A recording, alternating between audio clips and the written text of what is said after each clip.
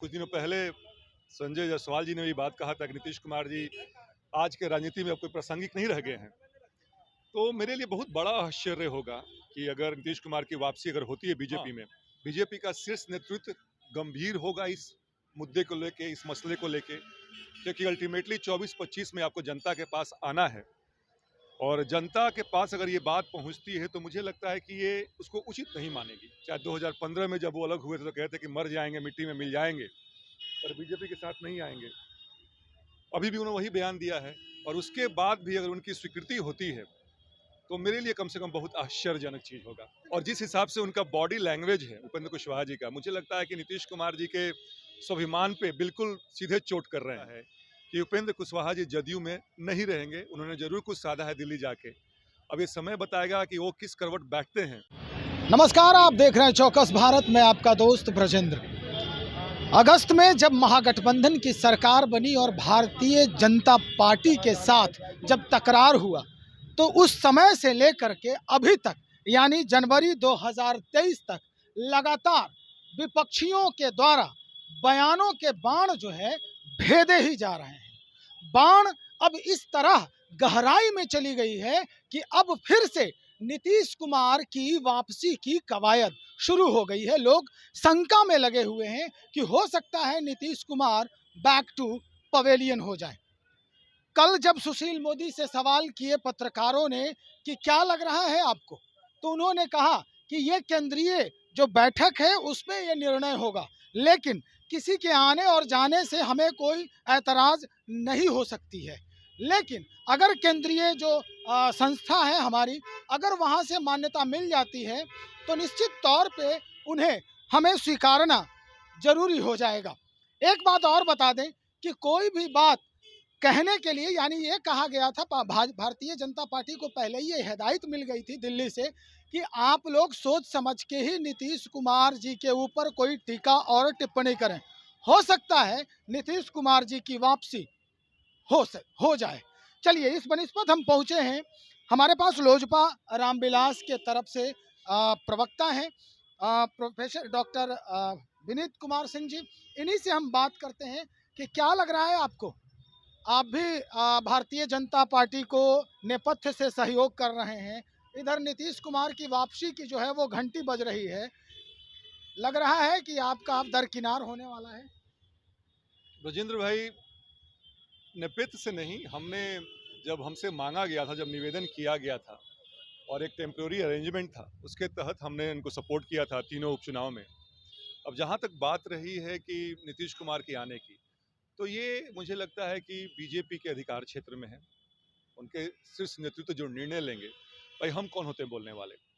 हाँ, लेकिन ये बात जरूर है कि भाई अगर बिहार की जनता को जवाब देना थोड़ा सा मुश्किल होगा बीजेपी के लिए, क्योंकि नीतीश कुमार जी शायद तीसरी बार जाएंगे उनके पास।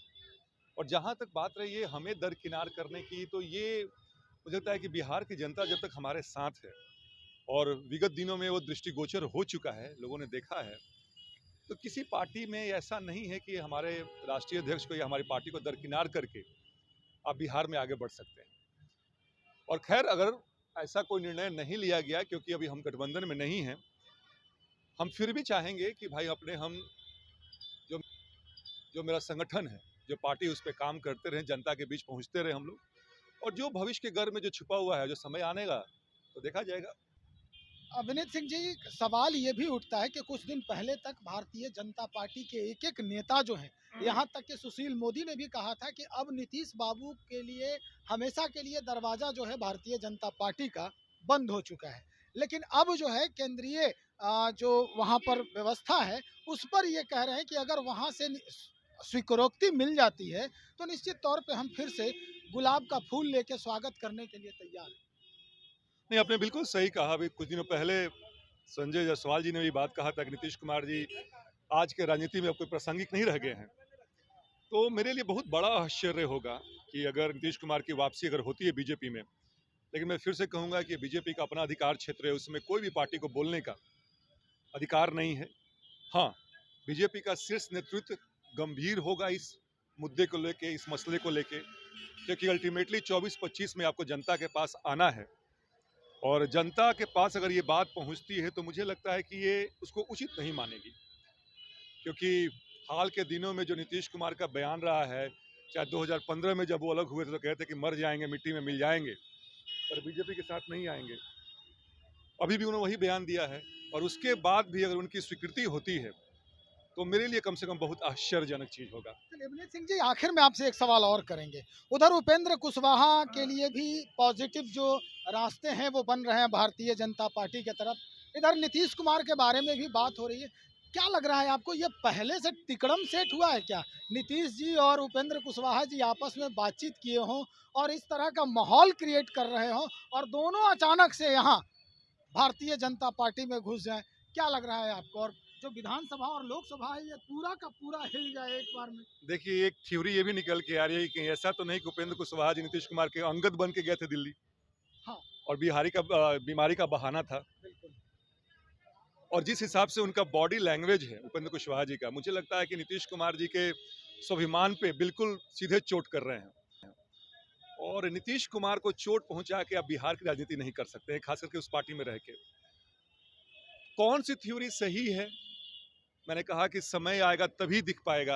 अभी हम लोग कयास लगा सकते हैं, और कयास मुझे ये लगता है कि उपेंद्र कुशवाहा जी जदयू में नहीं रहेंगे। उन्होंने जरूर कुछ साधा है दिल्ली जाके, अब ये समय बताएगा कि वो किस करवट बैठते हैं।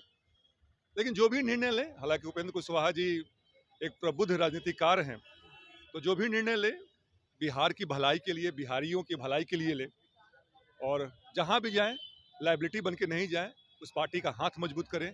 लेकिन भविष्य में क्या होगा वो देखने वाली बात होगी। चलिए, जानकारी के लिए बहुत शुक्रिया। हमारे साथ प्रोफेसर डॉक्टर विनीत सिंह जी मौजूद थे और ये बता रहे थे कि भारतीय जनता पार्टी के तरफ से, यानी पूर्व उप मुख्यमंत्री सुशील मोदी के तरफ से जो बयान आए हैं, हो सकता है इसमें कहीं ना कहीं कोई सच्चाई हो। दूसरे तरफ उपेंद्र कुशवाहा के पुनर्वापसी के लिए जो बात हो रही है, वापसी के लिए भारतीय जनता पार्टी में आने की बात हो रही है, तो विनीत सिंह जी ने इसका भी स्पष्टीकरण दिया है कि हो सकता है कि उनकी भी वापसी हो जाए भारतीय जनता पार्टी में, यानी नीतीश कुमार और उपेंद्र कुशवाहा दोनों एक साथ ही भारतीय जनता पार्टी का झंडा बुलंद करें। झंडा बुलंद करने के बाद जो भी होगा लोकसभा और विधानसभा के चुनाव में, ये मजबूती से इस पर काम करेंगे, साथ साथ काम करेंगे। खैर, अब आगे क्या कुछ हो रहा है, होता भी है तो हम आपसे ज़रूर इस बनिस्पत बात करेंगे, आपको बताएंगे कि अब जो भविष्यवाणियां हो रही थी, जो कयास लगाए जा रहे थे, वो कितना पुख्ता और सही बैठ रहा है आज की तिथि में। आप बने रहे हमारे साथ। बहुत शुक्रिया आपका।